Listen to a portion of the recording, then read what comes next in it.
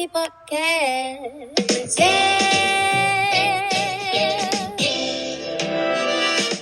Hello everybody, welcome to the first ever episode of Shift Presents Izzy and Sienna's Big Sexy Podcast. For our debut, we're going to be talking about something very dear to our hearts. The wonderful world of unpaid fashion interning. The good, the bad, the expensive, and the horror stories of it all.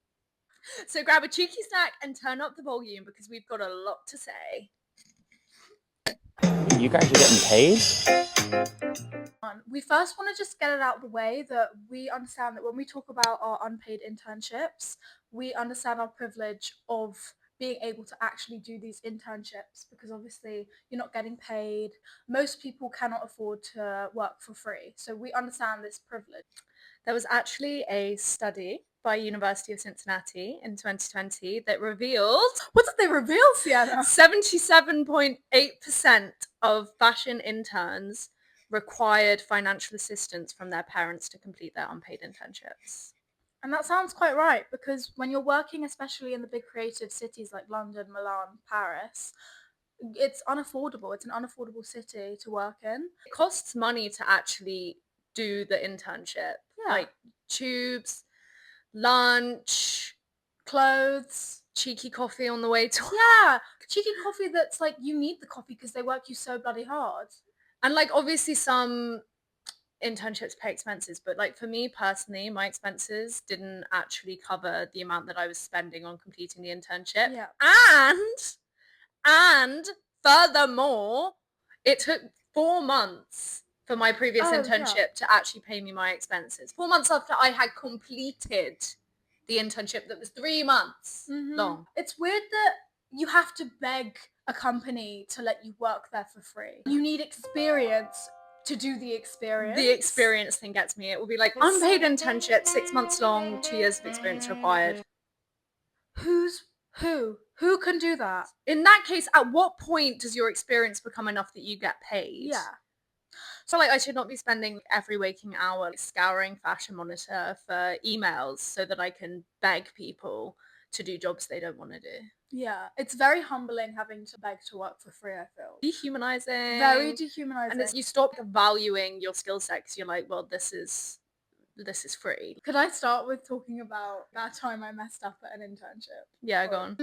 So there was, in my first internship, I was doing loans for this clothing company, and they were quite a small company. It was really great if they had like a celebrity wearing their clothes. It was great publicity for them. And we had a email from Megan Thee Stallion stylist and an email from Olivia Rodrigo's stylist. Olivia Rodrigo was going on tour for 6 months. She wanted loads of clothes for this tour, and Megan Thee Stallion had her birthday come up. So they were like, we need loads of clothes. Please just put them in boxes and send them out. So I start picking out the clothes and putting them in boxes and putting all the files down. It's all on the computer. It's ready to go. I put the labels on. I ship them off. I'm like, oh, so exciting. Everyone was really happy about it. I come in the next week and the energy was low, guys. It was really low. They were not happy with me. And I was like, what's going on? And my manager at the time, she pulled me to the side at the end of the day because I was like, what's going on? And she was like, yeah, you fucked up.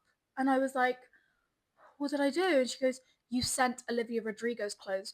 There's obviously a different body size to Megan Thee Stallion. Very different build. Like, Megan's very curvilicious and also very different styles. And so they said, you sent Olivia's clothes to Megan and Megan's clothes to Olivia, and they're both unhappy and they're not using them at all. And I think that was my first high stakes mess up where that could have gotten so much publicity, and I majorly fucked it up. God, it's always the interns. Yeah, I did feel so bad though. I really felt bad. Well, also, would it have hurt for you to have had someone watching you do that? Yeah, I think or someone to check the parcels before they got sent. Exactly. I think obviously it's my job to do that send out, but it's my boss's job or someone higher up than me to just double check I'm doing everything okay. This is a learning experience. The point is you shouldn't have a job because you're an intern, which segues us nicely into the next section about the legalities of unpaid internships. You better lawyer up, asshole. Just for a rough overview of the legality of this whole thing, in the UK, it is illegal to not pay an intern if they are doing actual work. So if they have a responsibility to show up to the office and they have their own set of tasks to do and would be considered a worker, you do technically have to pay them. Mm-hmm. The only times that it's legal is if the intern is of school age and it's school work experience. It's a mandatory part of a student's university course, so like a work placement. Or the experience is completely shadowing and no actual work is being completed. But that's not the reality of what's going on. It's not, because I think in most cases within the creative industry, you're doing a piece of work for a project and you're sat next to a co-worker who's actually a part of the company getting paid, and you're doing the exact same work, if not a little bit more. So willing to do these creative internships because there's such a passion in it from us. I think when I did my second internship, I was working 9 till 6. We do journalism, so I was writing for ages. I was maybe coming out with 4 articles a day, and because I loved it so much and I really enjoyed it, I was grateful for the opportunity. I was getting published. It was great, but at the same time, it's like if I was a freelancer, You'd be getting paid I'd be getting 30p a word.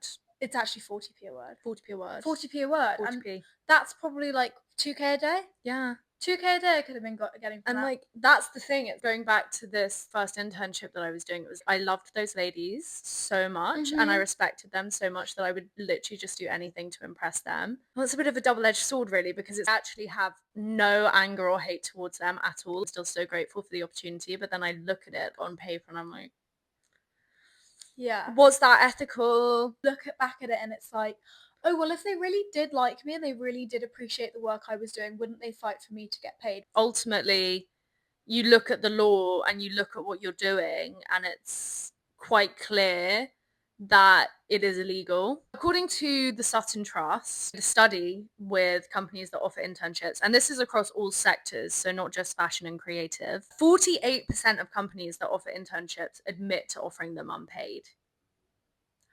And obviously that statistic, there isn't a fashion specific study on it, but that statistic is 100% way higher within fashion, because I mean, you talk to anyone on our course and if someone even like implies that they might be getting paid, everyone goes, oh, like, you're getting paid? It's like gold dust. You wouldn't be able to find it. The response was, oh no, I'm not getting paid.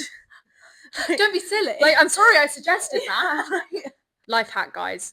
If you want a fashion internship and you are at peace with completing an unethical unpaid one, you're not going to find them listed on fashion websites. You need to cold email people, because a lot of the time people aren't actively looking for an intern, but ultimately you're making the suggestion of free work, and most people will take that, being like, can I work for free? Would you like me to come and help? Like, can I do your work for you for free? Would you like little old me to come in?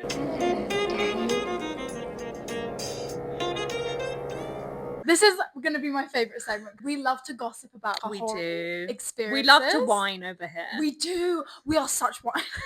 We're sulky. I think these are worth whining about. Yeah, so bringing on to the next segment, internship horror stories. Ooh. That was a spooky ghost noise if you didn't catch on to it. Thank you. I have a horror story. This is like horror. Horror. Oh my god, I have nightmares from this and I think about this whilst I lay in bed at night. I was working at a clothing company, very small, and they were coming out with a new collection, and they have models come in to try on the entire collection to pitch it to Selfridges, Kith, Net-a-Porter. So they get models to come in to model it. They had this whole Zoom meeting ready, and I'm working downstairs in the office. The studio's upstairs. And I'm just doing my work and everyone's kind of like rushing around everywhere, really panicked, and I hear like the model's not coming, the model's ill, something like that. So they're like, oh my god, we need someone to try on all these clothes for this meeting. And I'm literally in the middle of doing my work and they come up to me and be like, we've got a meeting in 5 minutes. Do you mind coming up and helping us? And bear in mind, this company's clothes, not entirely my style. So hadn't shaved that day, wasn't fake tanned, hair looked a mess. Like I couldn't have felt uglier. Their clothes I would put in the category of slightly slaggy, going out in Miami. I feel like it's very Miami girl. It's very for a sexier woman. It's like, how little of my boob am I able to cover? Yeah. Anyway, so and they've come out with like this whole latex collection. They're not ready to be sent out yet. This is just the collection they've made. And so they warned me before trying everything on. By the way, when you put on the latex clothes, be careful, they snap really easily because these aren't the finished product. Keep in mind, this is 18-year-old Izzy trying on latex. Freshly 18 Izzy about to go stand in front of all these business people and they'll approve me. They'll approve what I'm wearing. Like 18-year-old Izzy making her debut in fetish wear. Yes, exactly. Oh, it's horrible. I put on the latex red dress and it's a mini dress. And I walk and I walk and I walk and I'm showing, and you know, as you walk and a dress kind of rides up, it's a bit tight. I, out of instinct, just shimmied it down a bit. Like Bella Hadid in the Off-White show in that blue strapless dress. Yep, thank you very much, good reference. Shimmied it down, snapped. Whole. Were your yits out? My yits were out. And I literally ran across and they were like, oh, so sorry. And low-key, they were mad at me. That is like beyond embarrassing. Like that, I would put that in the category of ultimate humiliation. It's like a humiliation trial. Yeah. It felt like it. And it was also just not my job. And I also had to stay after 6 p.m. because I finished at 6. I stayed till 8 doing this meeting. If that had been a few weeks prior, I think that would have actually been illegal. Yeah, so true. I don't know. I don't think people understand the dark and dingy world of being a stylist assistant because it's a whole another thing. When you see Devil Wears Prada type stuff, that is not being Anna Wintour's assistant, that's being a stylist assistant. I had just this giant suitcase that they loaned me that already weighed probably 5 kilograms, just empty. This one time I had accidentally not brought the suitcase with me because I was told that I wasn't doing collections that day. And so I just had the laundry bag in case I had to do like 1 or 2. It got to the point where I ended up doing like 15 collections that day, and I was on that high street by Dalston Kingsland station, and the laundry bag was so heavy that I could no longer lift it. So I was dragging it down the high street, and it was so hot this day as well. So I was like sweating, dragging this bag from there to the office. And then I get there with all these collections, and bless my boss, I don't think she meant for it to come off this way, but she was like, God, that took you a while. Shut up. Yeah. Shut up. Yeah, it did. It did take me a while. And also was wearing really impractical shoes. I was wearing wedge trainers. I've had her come back to my house after a day's work with her feet bleeding from like I have a lot of blood stain spots. I was walking probably in the realm of 25,000 steps a day every time I worked. Picture of being a stylist. You're like playing with clothes. It's like, oh my god, clothes! Like just picking clothes. But being a stylist assistant, you're a mix between a courier and a Excel spreadsheet warrior. Yeah, I never thought I would be a pro at Excel spreadsheet. No, literally. In this industry. And it's like, I turn my nose up at Google Docs. It's not Google Sheets. No. Excel, please. We have actually received our very first listener's message. Woo! It's from a guy called Josh. A student. And should we see what he's got to say? Yes. Okay, cast your minds back to September 2024. The grass was green, the air was clear, literally nothing could go wrong. Apart from, in my life, I made one wrong decision. I decided to work an unpaid internship during Fashion Week for a whole month, every day, 12 hours plus, unpaid. One specifically that always comes to mind and haunts my dreams is one day I came into the studio and I was asked by a colleague to go out into the world and go on the hunt for a copy of Time magazine because the designer that I was working for at the time was featured in Time magazine. Wow, like that's really cool. Or so I thought. So I'm just kind of trudging around East London, not thinking too much of it, on the hunt for Time magazine.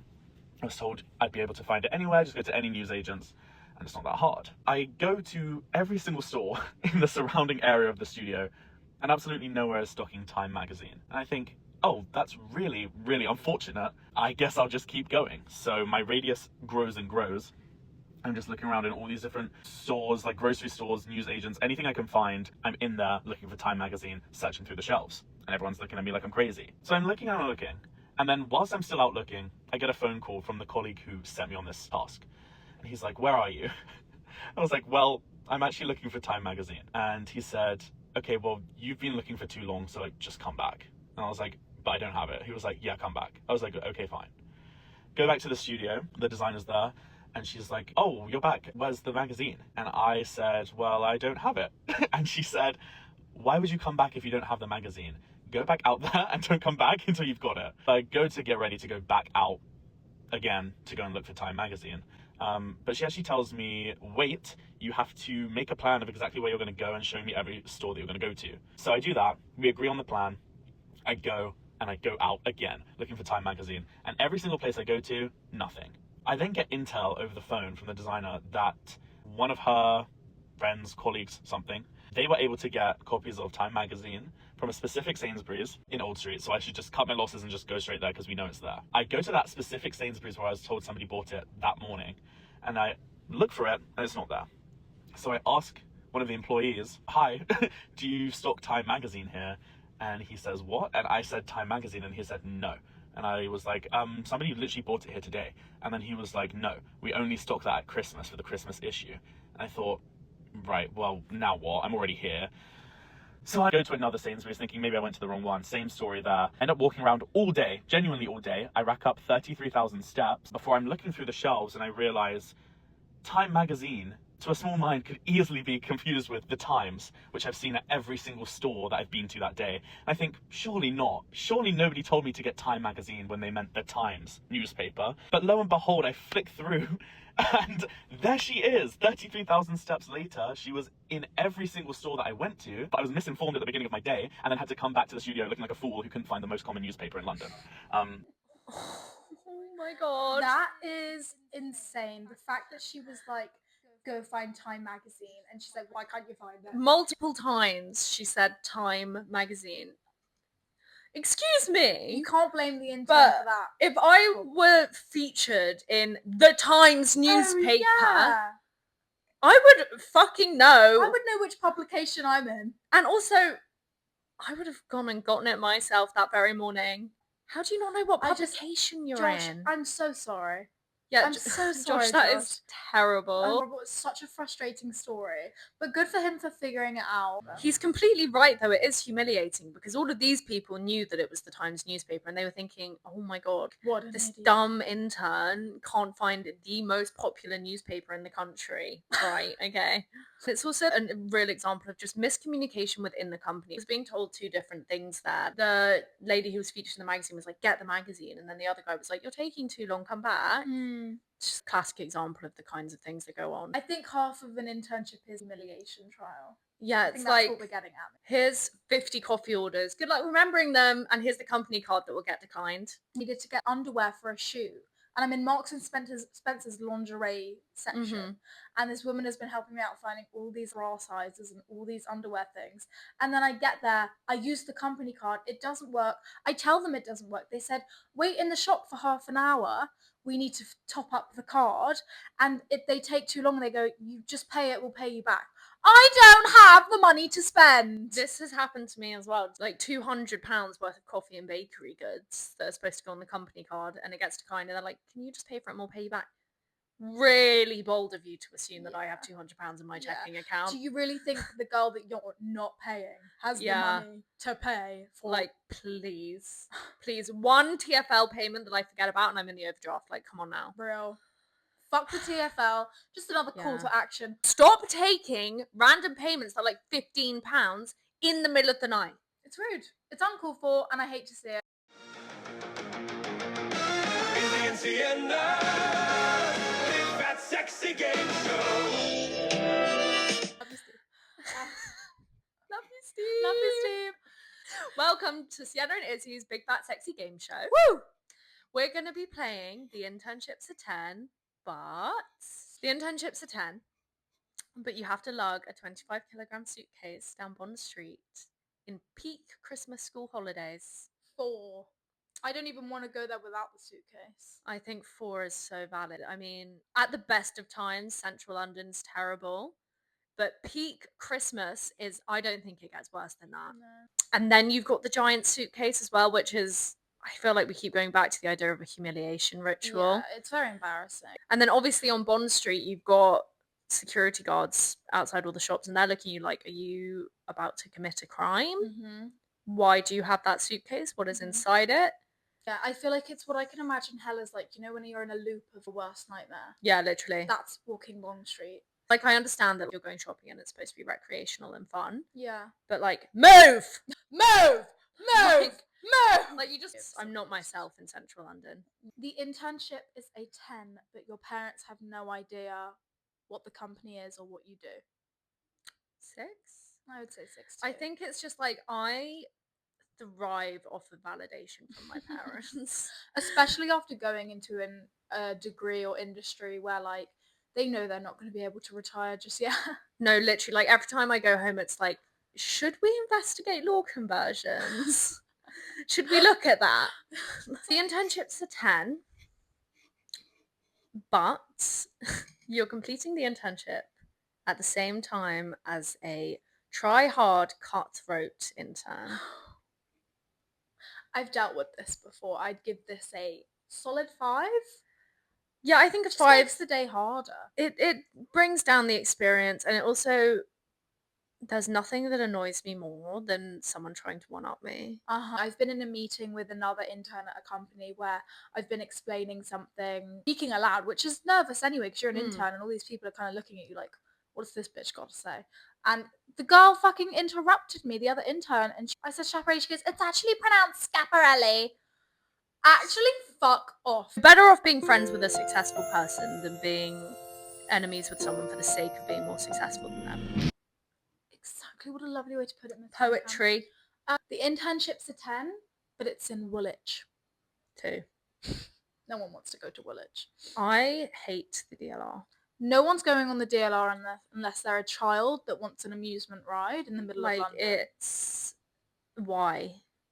Who even thought that up? It's so slow. So slow.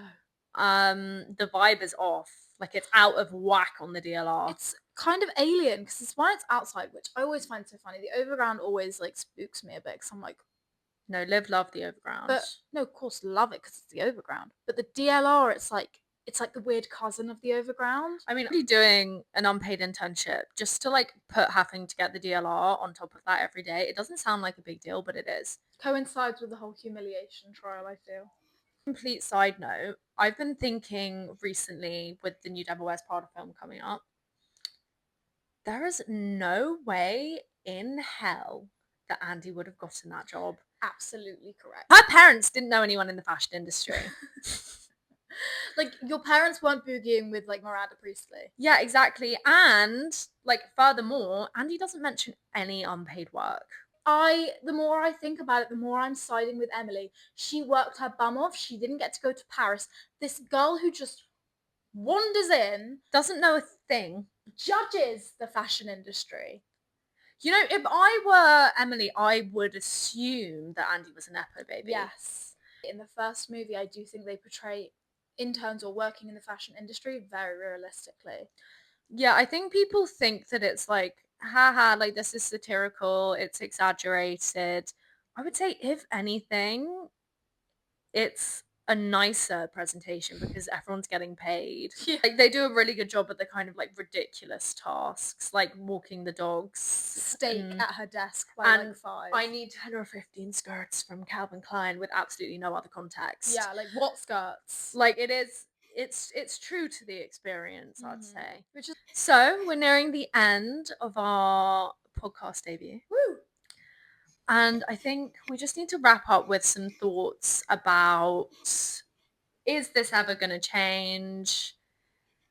How can it change? Because ultimately, guys, it's a bit of a grey area because, as you've probably noticed throughout the podcast, we are going back and forth between being like, oh, this thing was really great, but this thing was terrible. And I think I can say for both of us that we're both really grateful for the opportunities we've had Highly. from unpaid internships.